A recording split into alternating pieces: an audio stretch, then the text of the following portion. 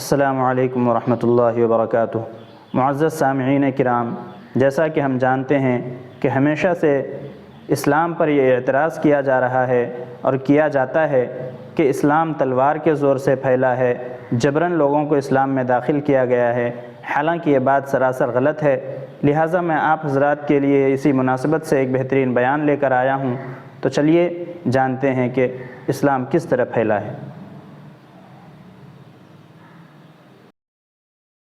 مکناہم فی الارض، اللہ کہتے ہیں ہم کیوں تلوار اٹھانے کا حکم دیتے ہیں؟ اس لیے کہ ہم جن لوگوں کو تلوار اٹھانے کا حکم دیتے ہیں نا، وہ زمین میں یہ چیزیں نافذ کرتے ہیں۔ اور جو کہتے ہیں نا اسلام تلوار سے پھیلا ہے اور اس مذہب کو تلوار کا استعمال نہیں کرنا چاہیے، یہودیوں نے جو ماضی میں تلوار چلائی، جب یہودی مذہب برحق تھا وہ تلوار بھی غلط تھی، اور عیسائیوں نے جو جہاد کیا اپنے دور میں وہ بھی غلط تھا، اور مسلمانوں نے جو جہاد کیا وہ بھی غلط تھا۔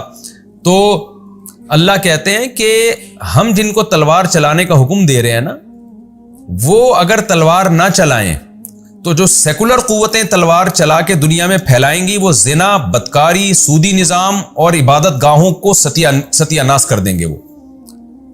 وہ لوگ یہ کریں گے۔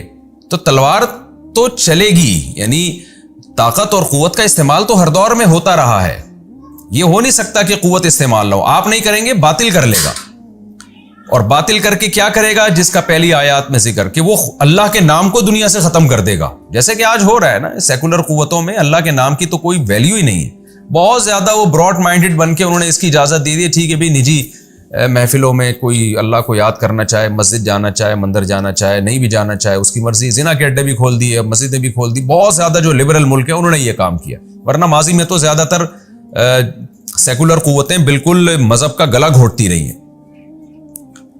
اور پھر انہوں نے کیا بے حیائی کو طاقت کے زور سے دنیا میں نافذ کیا ہے۔ تو اللہ کہتے ہیں کہ ہم جن لوگوں کو تلوار چلانے کا حکم دے رہے ہیں نا، اس کی برکت سے ہوگا کیا؟ وہ برکت کیا ہے؟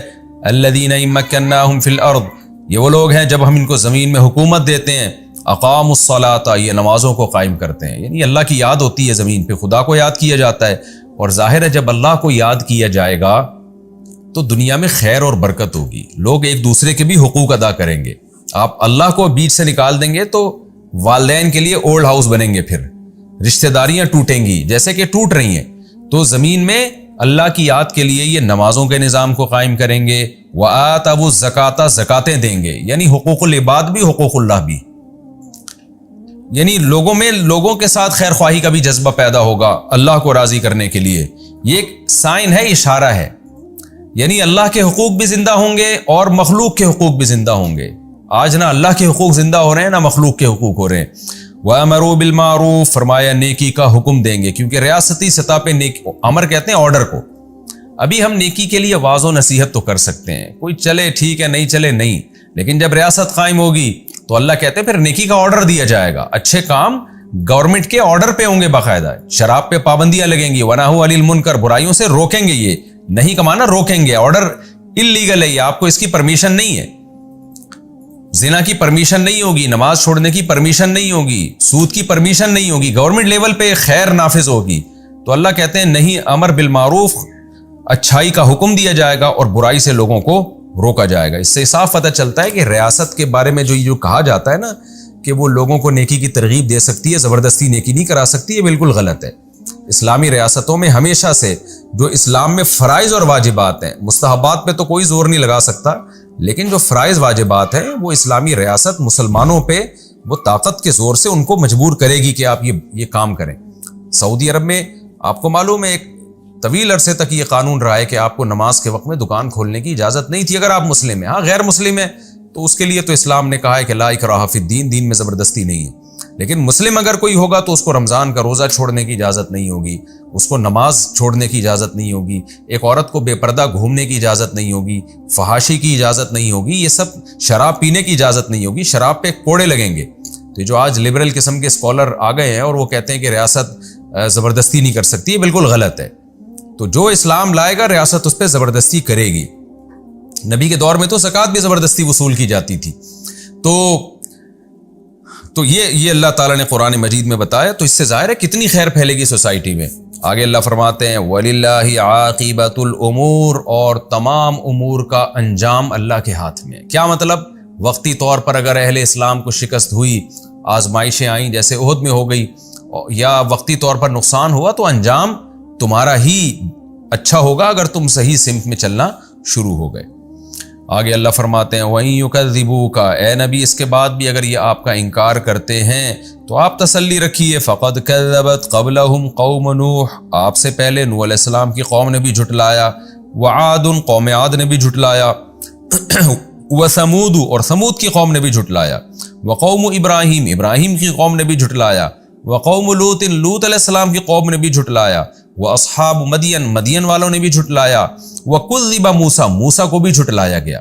دیکھیں یہاں اللہ نے یہ نہیں کہا کہ قوم موسیٰ کی قوم نے بھی جھٹلایا، کیونکہ تمام پیغمبروں کی قوموں نے جھٹلایا، موسیٰ کی قوم بنی اسرائیل نے نہیں جھٹلایا، اس لیے اللہ نے یہ نہیں کہا وَقَوْمُ موسیٰ، بلکہ کہا وَكُذِّبَ موسیٰ، موسیٰ کو بھی جھٹلایا گیا۔ کس نے جھٹلایا؟ قوم کا ذکر نہیں کیا، بلکہ جھٹلایا گیا یعنی فرعونیوں کی طرف سے آپ کو جھٹلایا گیا۔ فَأَمْلَيْتُ لِلْكَافِرِينَ، پس میں نے کافروں کو مہلت دی تھی، کبھی بھی فوراً عذاب نہیں آیا۔ تو یہ جو اللہ فتح نصرت کے وعدے کر رہا ہے نا، تو کافر کہہ رہے ہیں اچھا بھی فوراً ہمیں شکست ہو جائے، تو ہوگی شکست تمہیں، بالآخر اسلام ہی غالب آئے گا۔ ثُمَّ أَخَذْتُهُمْ، اللہ کہتے ہیں میں نے شروع میں سب کو مہلت دی ہے، پھر میں نے ان کو پکڑا ہے، فَكَيْفَ كَانَ نَكِيرٌ، تو دیکھو میری پکڑ کیسی ہوئی، دیکھو کیسا میں نے قوموں کو تباہ و برباد کیا ہے۔ فَكَأَيٍّ مِّن قَرْيَةٍ، پس کتنی ہی بستیاں ایسی ہیں، أَهْلَكْنَاهَا، جن کو ہم نے ہلاک کر دیا، قوم عاد اور قوم سمود اور قوم لوط کے کھنڈرات سے تو تم گزرتے ہو۔ وَهِيَ ظَالِمَةٌ، وہ ظلم کیا کرتی تھی، فَهِيَ خَاوِيَةٌ عَلَى عُرُوشِهَا، یہ اپنی چھتوں کے بل اوندھی پڑی ہوئی ہیں، مکان الٹ گئے ان کے اوپر۔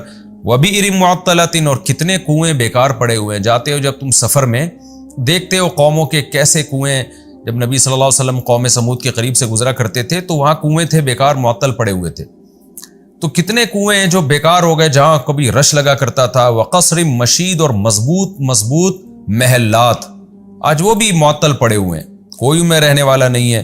اس لیے آگے قرآن کہتا ہے افلم یسیروا فی الارض، تو کیا یہ لوگ زمین میں چلتے پھرتے نہیں، فتکون لہم قلوب یعقلون بہا، تو ان کے لیے دل ہوتے جن کے ذریعے یہ سمجھتے، یعنی کیا یہ زمین میں چلے پھرے نہیں ہیں کہ پھر ان کے سینے میں دل ہوتے اور اس سے یہ عقل حاصل کر کے دیکھ کے عبرت پکڑتے۔ او آذان یسمعون بہا، یا ان کے کان ہوتے جس سے یہ سنتے، عبرت کی باتیں سنتے۔ پھر آگے اللہ خود فرماتے ہیں فَإِنَّهَا لَا تَعْمَى الْأَبْصَارُ، بات اصل میں یہ ہے کہ آنکھیں اندھی نہیں ہوتی، آنکھوں سے اپنی دیکھ رہے ہیں سب تباہی کے اور بربادی کے نشانات اور اللہ کی قدرت کے دلائل، تو آنکھیں اندھی نہیں ہوتی، وَلَكِنْ تَعْمَى الْقُلُوبُ الَّتِي فِي الصُّدُورِ، لیکن وہ دل اندھے ہو جاتے ہیں جو سینوں میں چھپے ہوئے ہیں، ان کی بصیرت کی آنکھیں اندھی ہو جاتی ہیں، تو ان کی بھی آنکھیں ہیں، کان بھی ہیں سننے کے لیے، نصیحت سننے کے لیے، لیکن وہ دل اندھے ہو چکے ہیں جو سینوں کے اندر چھپے ہوئے ہیں۔ وَيَسْتَعْجِلُونَكَ بِالْعَذَابِ، پھر یہ لوگ عذاب میں جلدی مچاتے ہیں۔ وَلَن يُخْلِفَ اللَّهُ وَعْدَهُ، آپ کہہ دیجئے کہ اللہ اپنے وعدے کی ہرگز خلاف ورزی نہیں کرے گا، عذاب آ کر رہے گا۔ وَإِنَّ يَوْمًا عِندَ رَبِّكَ كَأَلْفِ سَنَةٍ مِّمَّا تَعُدُّونَ، اور جس عذاب کا یہ مطالبہ کر رہے ہیں کہ قیامت آ جائے جلدی، تو اللہ کہتے ہیں وہ اتنا سخت عذاب ہے کہ اس ایک دن تیرے رب کے نزدیک کَأَلْفِ سَنَةٍ 1000 سال کے برابر ہوگا، مما ان دنوں کے حساب سے تعودون جن کو تم شمار کرتے ہو، یعنی جو تم روز مرہ 24 گھنٹے کا دن جو شمار کرتے ہو، تو قیامت کے دن وہ 1000 سال کا ہوگا۔ تو یعنی ان کی حماقت بیان کی جا رہی ہے کہ وہ دن اتنا لمبا ہوگا اور یہ اس دن کی جلدی مچا رہے ہیں کہ جلدی آئے وہ دن۔ وَكَأَيٍّ مِّن قَرْيَةٍ أَمْلَيْتُ لَهَا، اللہ نے دوبارہ اسی بات کا تکرار کیا کہ اس عذاب سے پہلے دنیا کے عذابوں کو دیکھ لو، کتنی بستیاں ایسی ہیں جن کو ہم نے مہلت دی تھی، وَهِيَ ظَالِمَةٌ، جو بڑی ظلم کرنے والی تھی، ثُمَّ أَخَذْتُهَا، پھر میں نے ان کو پکڑ لیا، وَإِلَيَّ الْمَصِيرُ، اور لوٹ کر میری ہی طرف تم سب نے آنا ہے۔